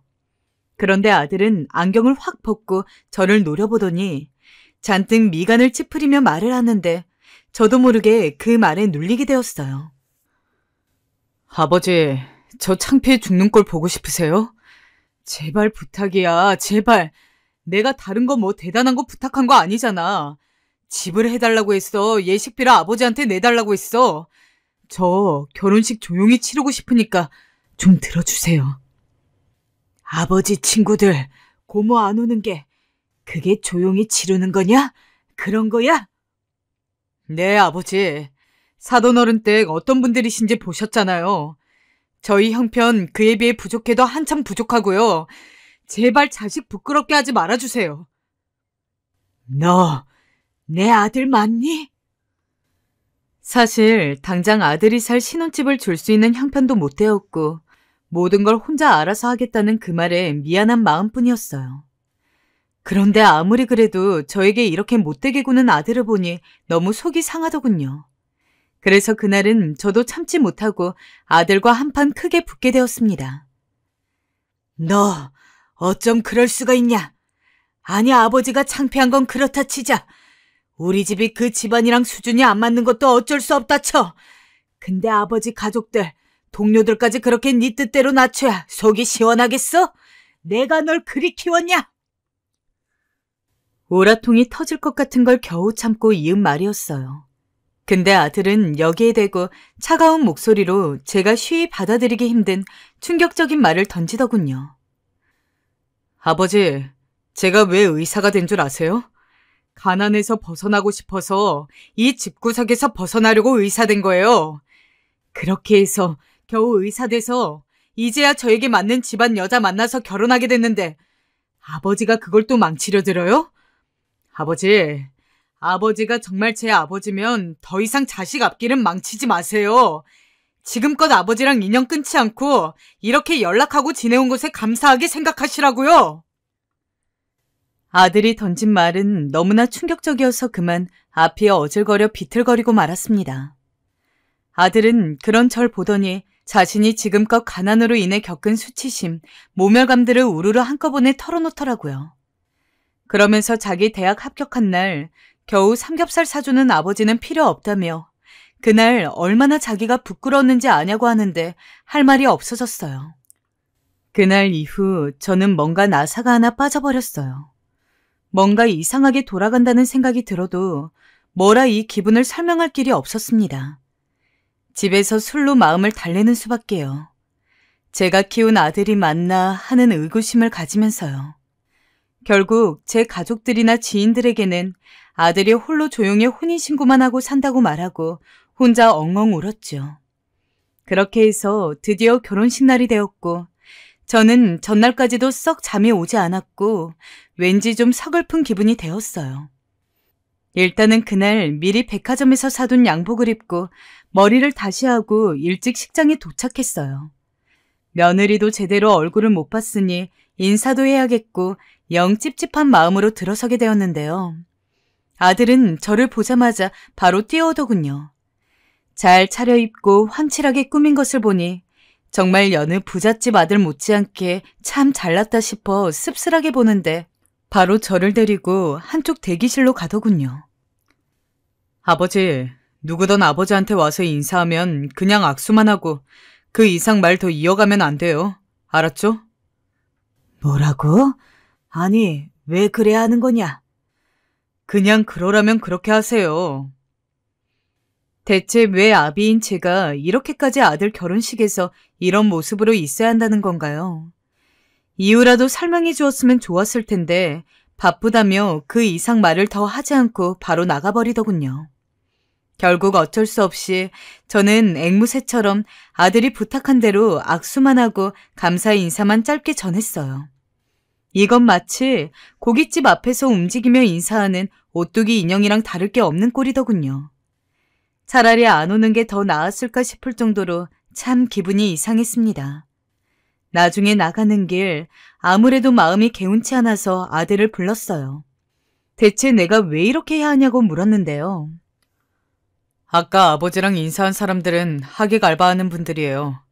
내가 아주 급하게 불러서 쓴 거예요. 쓸데없는 얘기 안 했죠? 뭐? 하객 알바? 돈 받고 하객인 척 하는 거예요. 아무튼 쓸데없는 얘기 안 한 거 맞죠? 일단은 얼른 집으로 가셔요. 다시 연락할게요. 도대체 이날 제가 뭘 위해서 서 있던 건지 나야말로 그 알바인가 뭔가 하는 사람들이랑 다를 것도 없는 거 아닙니까? 버스를 타고 그냥 창밖만 보면서 돌아오는데 말로 표현이 안 될 정도로 감정이 복받치더군요. 아들이 그렇게 해달라고 하냐 한 것뿐이지만 왜 그렇게 어이없이 눈물이 났던 걸까요? 새삼 한심하게 내가 자기를 키우려고 얼마나 고생을 했고 땡볕 아래 땀으로 목욕을 해가면서 돈을 벌고 먹였는데 하며 온갖 생각들이 치받치더군요. 그러면서도 다시 꾹꾹 누르기를 연속하며 왠지 모를 토할 것 같은 기분으로 빈집에 들어왔어요. 좀 시간이 지나 아들에게 연락이 왔고 저는 이미 마음이 꽤나 상해 있어 곱게 받지 않게 되더군요. 왜 연락했냐? 아버지, 잘 들어가셨죠? 고생하셨네. 뒤처리하느라고 바빴어요. 수고하셨으니 용돈 보내드릴게요. 아들은 마치 수고비를 준다는 듯 제게 돈을 입금해준다고 하더라고요. 정말 성의 없이 제 할 말만 하고 끊어버리는 바람에 제가 상처받았던 상황들에 대해 한마디도 풀지 못했어요. 그런데 이후로 참 이상한 것이 일주일이 지나고 2주가 지나고 한 달이 돼도 아들의 연락은 거의 없었어요. 아니 어쩌면 예상했어야 할 상황일지도 모르죠. 그나마 기억나는 게 명절 때 전화가 왔고 둘이 번갈아 가며 아주 짧은 몇 초 정도의 인사만 할 뿐 못 가서 미안하다며 용돈을 보내겠단 말만 하더군요. 그리고 얼마 지나서 확인해보니 용돈도 보내지 않았어요. 설마 내 예상이 맞을까 싶어 겨우 며칠을 고민하다가 전화를 걸었는데 알면서도 그날 저는 적잖은 충격을 받게 되었습니다. 몇 번이나 다시 누르고 전화 버튼을 눌러도 돌아오는 답은 같았어요. 지금 건 번호는 없는 번호라는 말이요. 나중에는 계속 누르다 못해 화로 번져서 이불에 전화기를 내동댕이 칠 정도로 아들이 저를 일방적으로 그렇게 무참히 단절해버린 현실은 정말 말이 안 되는 상황이었어요. 제가 대체 뭘 잘못했다고, 아니 우리 사이에 무슨 일이 그렇게 있었다고 저를 그렇게 마네킹도 못하게 취급을 한 데다가 연락까지 끊어버린 거랍니까? 제 쪽에서는 아무리 아들 쪽에 연락을 하려고 해봤자 방법이 없었어요. 믿어지시나요? 저는 그 상태로 2년이 넘도록 아들과 며느리 쪽에 아무런 무엇도 없이 지내야만 했습니다. 한마디로 인연이 끊긴 거죠. 그렇게 지내는 동안 저는 가히 제정신이 아니었고 매일을 술 없이는 잠을 잘 수가 없었어요. 입맛도 없고 속 아프게 술만 들이마시느라 가끔 정신이 아찔한 날도 있었어요. 돈 벌어서 생기는 모든 걸 다 아들과 이 작달만한 집에 보태며 살았더니 여전히 저는 하루 벌어 하루 살아야 하는 형편이었고 술 마시다가 돈 떨어지면 고꾸라진 몸을 일으켜 또 일하러 나가고 다시 또 널브러져 있다가 돈 떨어지면 다시 나가는 식으로 살게 되었어요. 그렇게 지내고 있던 중 가뜩이나 힘들어 비틀비틀 거리는 저를 누가 발로 걷어차는 마냥 비참한 상황을 또 만나게 되어버렸어요. 때는 올해 설이었고 집에서 이러고 있는 저를 형과 누나가 불러서 떡국 먹자고 하기에 오랜만에 들렸어요. 그날 마침 큰 조카가 자기 애들을 데리고 왔더라고요. 그 모습을 보고 한없이 또 서글퍼져서 멍하니 보고 있는데 조카가 저에게 건넨 말을 듣고 머리가 너무 띵하다 못해 기가 막혔습니다. 우주 요즘 엄청 잘 나가죠? 강남 어디 쪽 부근에 성형외과도 차렸던데 우리 와이프도 가끔 SNS 같은 데서 봤다며 엄청 신기해요. 진짜 고생 많이 하셨는데 보람 많으시겠어요. 솔직히 용돈 엄청 많이 받고 계시죠?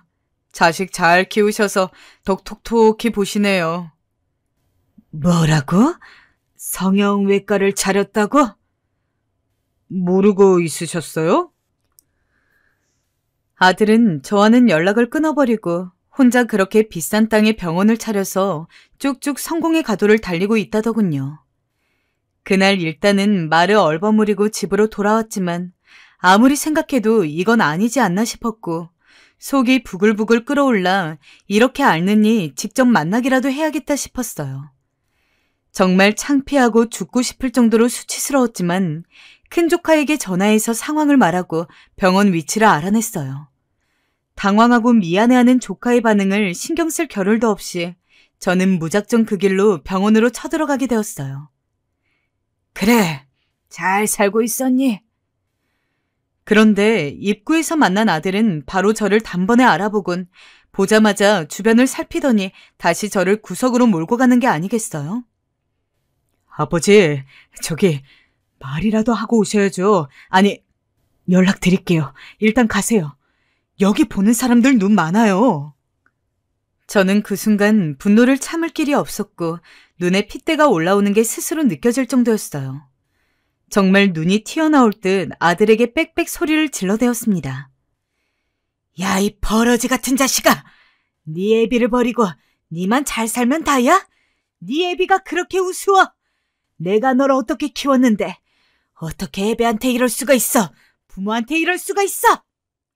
그 허옇고 널쩍한 병동 안에서 사방이 대리석인 양 번뜩이는 그 장소에서 내 아들임에도 아들이 아닌 상태로 저를 차갑게 내쫓으려는 아들에게 저는 왁왁 분노를 토해버렸어요. 뭘 해도 아들에게 다 쏟아내고 끝내버리리란 생각뿐이었어요. 그런데 아들이 절 보고 그러더군요. 아버지, 아직도 정신을 못 차리신 거예요? 제가 그렇게 눈치를 드렸으면 이제 알아차리실 때도 됐잖아요. 뭐? 저 아버지랑 인연 끊고 살아가고 싶은 거요. 그냥 적당히 아버지도 알아듣고 장단 맞춰주시는 건 줄 알았는데 지금 여기에 와서 대체 뭐 하시는 거예요? 혹시 아버지 돈 필요하세요? 그럼 계좌번호 놓고 가세요. 제가 지금껏 키운 양육비 톡톡히 다 계산해서 드릴게요. 이 못된 놈의 자식, 너 어떻게 아버지한테? 아버지야말로 너무하시죠?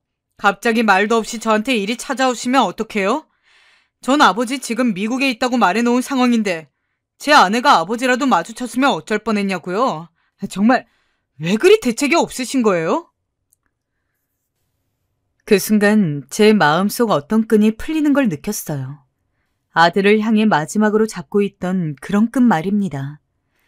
어렸을 적 아들의 얼굴이 희미해지면서 지금 악마로 변해버린 아들의 모습만 제 눈에 들어왔죠. 허나 그냥 돌아왔으면 그나마 어찌 되었을지 모르겠는데 아들은 정말 남도 못할 짓을 저에게 저질러 버렸어요. 아들은 그 길로 경찰에 저를 신고해버렸더라고요. 소란을 피운 게 죄라면 죄로 저는 그 지역 지구대에 끌려갔어요. 결국 제 사정을 다 쏟아내니 더 이상 뭐라 상황이 진척될 만한 것도 없었고 여차저차 저는 풀려나게 되었는데요. 그날 정말 살고 싶지 않은 마음이 격렬하게 들었고 힘없이 터덜터덜 아무 거리나 걸어가고 있었는데 전화가 걸려오더군요. 정말 혹시나 하는 마음으로 전화기를 열어보았는데 큰 조카였어요. 제 상황을 듣고 너무 놀라서 걱정이 되었는지 제 아빠인 저의 형님과 고모인 누나에게 말을 했다더군요. 다들 걱정하고 있으니 빨리 집에 들리라고 하기에 어쩔 수 없이 향하게 되었어요. 상식아, 너 왜 말을 안 했어? 누나는 제 말을 다 듣더니 결국 참지 못하고 엉엉 우시더군요. 그냥 머리를 파묻고 엎드려 있는 저에게 누나와 형은 비장하게 말을 이어가시더군요. 어쩔 수 없어. 기범이와 다시 아들과 아빠 노릇을 하며 살아가긴 이제 틀렸다고 보인다. 그래도 어쩌겠니? 너는 당연히 받을 건 받아야 해. 제 애비가 엄마 없이 그렇게 고생해서 키운 걸 알면서 지 혼자 자란 줄 알다니 찬벌을 받아야 하는데 그건 너도 애비로서 그것까진 바라지 않잖아. 그럼 네가 애를 그만큼 키우는 값이라도 받아. 그건 당연히 네가 요구할 만한 거야. 하지만 전 고개를 내저었어요. 이 이상 아들과 더 나를 세우고 뭘 하고 싶지도 않았고 그냥 저도 인연을 끊고 살고 싶었어요. 그래서 이젠 내게 아들이 없다 생각하고 그렇게 하루하루를 살기 시작했어요. 솔직히 지금껏 아들에게 들어간 돈이 컸던 만큼 저를 위한 노후는 아무것도 없었어요. 뭐라도 해야 돈을 벌어야 할 처지였죠. 오히려 그런 냉혹한 현실이 다시 저를 눈뜨고 살게 하더라고요. 저는 뭐라도 다시 해볼 기력으로 자리에서 일어났어요. 그런데 그때 누나가 제게 나이도 들었고 이제 몸 쓰는 일은 힘들 거라며 적지 않은 돈을 건네더군요. 얼마 안 되지만 그래도 이거로 뭐라도 시작해볼 수 있을 거야, 성씨가. 고마워, 누나. 저는 눈물로 그 돈을 받았고 그 돈으로 작은 돈가스 가게를 하나 차렸습니다. 대단한 수익을 바라고 시작한 가게는 아니었지만 늘 몸쓰는 일을 하면서 자주 먹었던 음식이 돈가스이기도 하고 나중에 이런 가게 하나쯤 내보는 게 소원이라면 소원이었거든요. 평생 해왔던 게 몸 쓰는 일이라 식당 일이 낯설긴 했지만 아무래도 제가 해보고 싶은 걸 해서 그런지 저도 열정이라는 게 생기더라고요.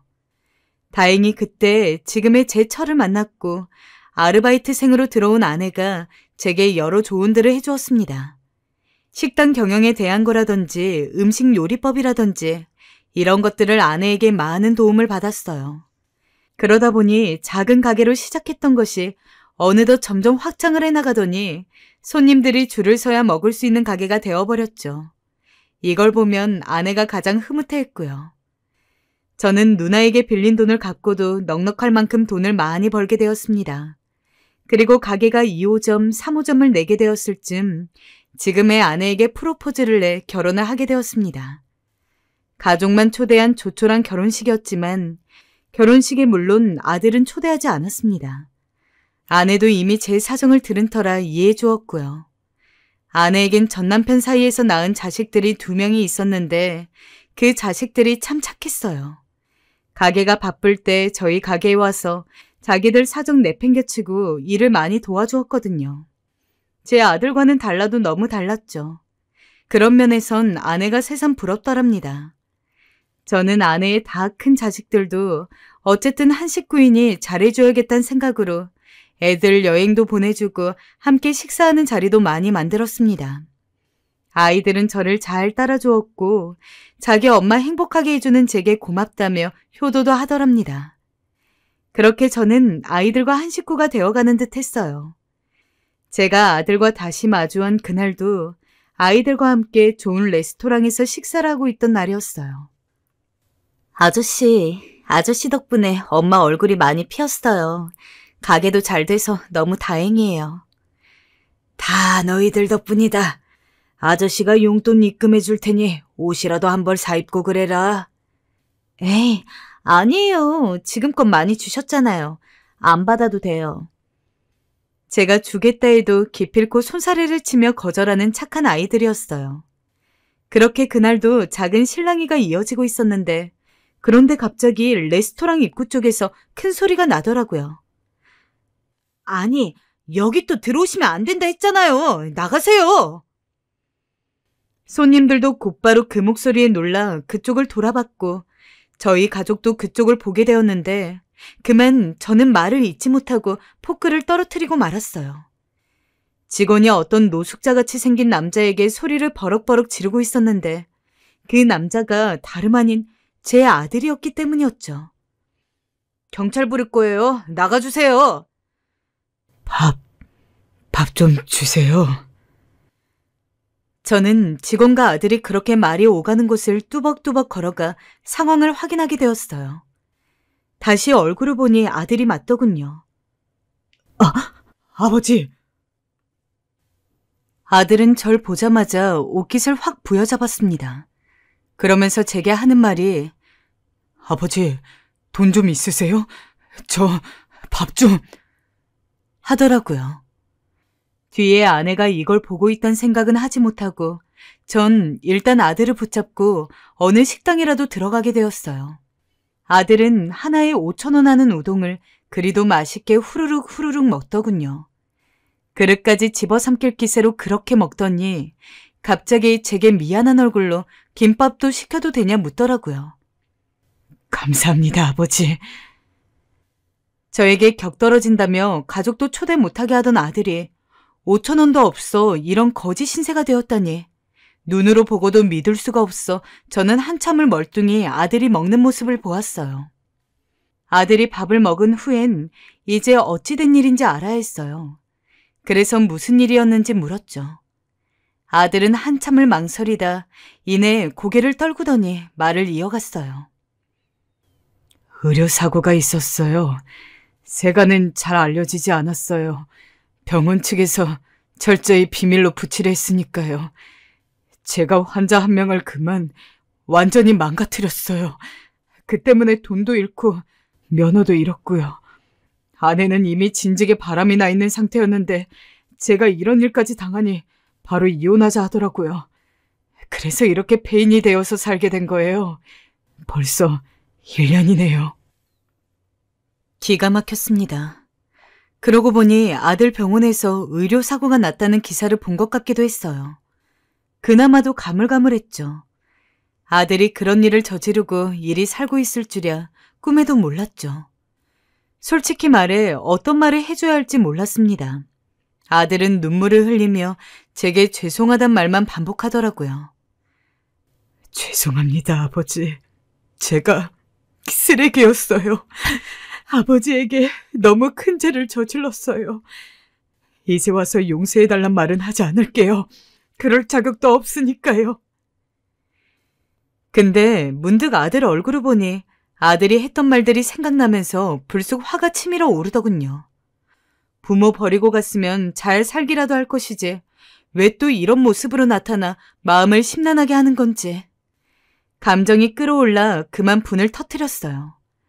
아들은 제가 화내는 걸 그대로 묵묵히 듣고 있더라고요. 그러다 아들은 무릎을 꿇었고 저는 아들을 얼싸안고 울게 됐어요. 아들도 아이처럼 제 어깨에 기대어 죄송하다며 엉엉 울었고요. 그 후 믿기지 않으시겠지만 아들은 저희 집에서 지내게 됐어요. 여보, 미안해. 불편할 텐데 내가 작은 방 하나 구해서 곧 내보낼게. 아니에요. 당신한테 어찌됐든 아들이잖아요. 일단 화해하는 게 우선이에요. 아내가 아들이 있는 걸 허락해준 덕분이에요. 미운 놈이지만 아들은 이 집에 들러붙고 사는 게 미안한지 제 가게에 나가서 일도 하고 집안일도 하고 그러면서 6개월째 지내고 있습니다. 솔직히 아들 생각이 안 났다면 거짓말이에요. 인연을 끊고 나서도 여러 생각들을 하게 되었습니다. 어릴 적에 밖에 일 다니느라 아들을 혼자 집에 놔두고 외롭게 했던 것이 이런 결과를 자초하게 한 것일까? 뭐 때문에 변해버린 걸까 생각하다가 그러면서도 그냥 아들이 저에게 아빠 서운했어? 미안해 하면서 팔만 조금이라도 뻗어주었으면 좋겠는데 아니 그런 거 다 필요 없이 그냥 아빠 하고 저를 바라봐주기만 했으면 좋겠다고 생각했죠. 하지만 저에게 너무 못된 짓을 했던 아들이었기에 그런 생각마저 자존심이 허락하지 않았어요. 그래서 그런지 지금 아들과 이렇게 지내고 있는 지금 솔직히 썩 나쁘지 않아요. 아직 서로 간의 상처도 있고 저도 아들에게 남은 감정이 있다 보니 아들을 다 받아들이진 못했지만 그래도 이대로 한번 붙들고 살아보려고요. 제 선택 이해해 주시는 분들도 있을 테고 그러지 않으시는 분들도 있을 테지만 그래도 좋은 시선으로 봐주셨으면 하네요. 지금까지 이야기 들어주셔서 감사하고 여러분들의 가정엔 부디 좋은 일만 일어나길 간절히 바라고 있겠습니다.